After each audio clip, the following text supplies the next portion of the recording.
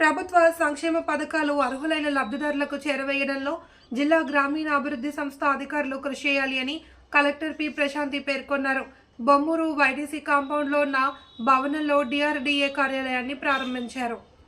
ఈ కార్యక్రమంలో DRDA PD ఎన్వీవీఎస్ మూర్తి, జిల్లా సమాఖ్య అధ్యక్షులు K Sujatha, secretary T Satyavathi ఇతర జిల్లా అధికారులతో కలిసి ప్రారంభించారు.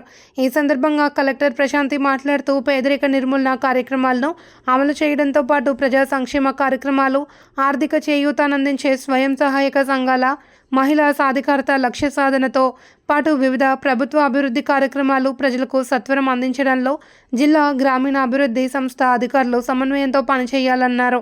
గ్రామీణ ప్రాంత పేద ప్రజలకు స్థిరమైన జీవనోపాధికి ప్రాధాన్యతనిస్తూ సమాజ అభివృద్ధి కీలక పాత్ర పోషించాలన్నారు. జిల్లా సమాఖ్య అధ్యక్షులు K Sujatha, secretary T Satyavathi, జిల్లా అధికారులు S Madhavarao, Appalakonda, LDM Prasad, V Santhamani, Sri Vanidhar, Raman, A Nageswararao, I Kasayya తదితరులు పాల్గొన్నారు.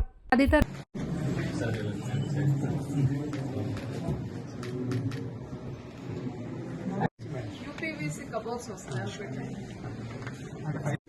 ఇక్కడ ఒక 2 చైర్స్ వేస్తే